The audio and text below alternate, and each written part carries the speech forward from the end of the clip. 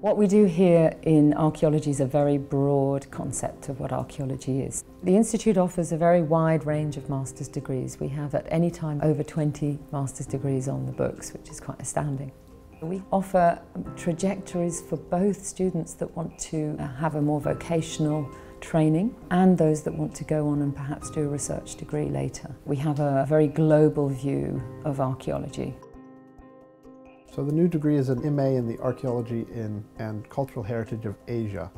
And so as the title implies, it has a geographical focus, but a much wider geographical focus than is typical of archaeological studies. Of course, there's an increasing engagement between the West and these various Asian countries, yet they tend to be studied in isolation. So the tendency is for people to specialize on China or to specialize on India. And we think that there's a lot of scope for a comparative perspective to bring new insight and new forms of collaboration as well. We've got about 80,000 objects here, and this collection has been built up since the 1930s to sort of reflect the different parts of the world. We use it for teaching obviously things like material culture of different cultures and periods around the world, but also used for training conservation students in learning how to work with materials and preserve them.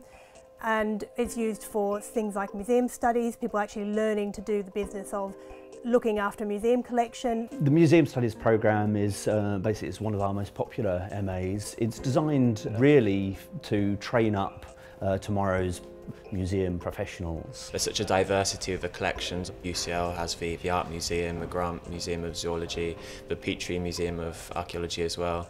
So there's really a focus on hands-on dealing with objects. The classroom learning is a lot of critical thinking about the material and thinking about some of either the ethics or the issues that come up whenever you're talking about working in a museum. We kind of aim to balance a kind of theoretical and critical kind of edge with training in museum practice, basically. So one of the great things about museum studies here is that students on a daily basis get to actually work both in these museum spaces, but they really get their hands on the collections too, which I think makes all the difference. The Institute also houses a number of laboratories where students can use the comparative material that might be available.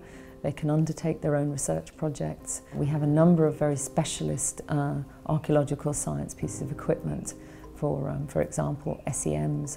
People have been using scientific instruments to analyze archaeological materials for decades, but there aren't many archaeology departments where you can get taught degrees on the applications of science to archaeological materials.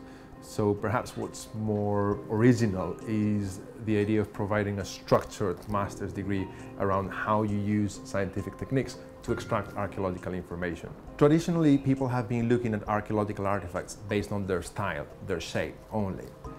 These techniques allow us a much higher degree of resolution. We can see individual tool marks, we can see defects, we can see the choices the artisans made.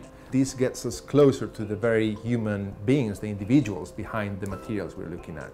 We're in a global city which has people from all over the world and cultural material from all over the world in terms of the material in different museums in London and in terms of the range of types of restaurants and types of shops that you can find in London. So you have a chance to engage in a very real way with both the archaeological material from around the world and then also the sort of modern cultural material that's coming into London. The advantages for students coming here to the Institute are that however specialist one wants to become, what we offer is the broader view of why you're actually doing archaeology, both for understanding the past and also for understanding the present. When it comes to student placements, which several of our degrees have an essential component of, the students are actually going into national institutions and gaining very valuable work experience that future employers tend to value highly. It looks very good on the CVs. I started my Masters in 2006 in Cultural Heritage Studies, and then I moved on from that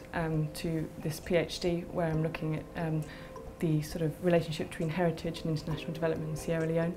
And then I recently started a post as Assistant Curator at the Horniman Museum. The Masters helped in a number of ways. There was a big practical element in one of the courses that I did, which is about object interpretation and museum interpretation.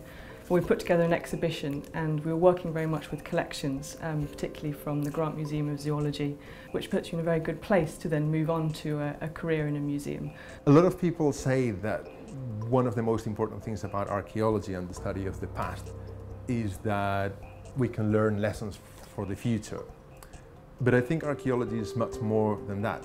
We need more than food and shelter for our own subsistence. We need to enrich our intellect, our spirit. And archaeology is just one of the ways of achieving that.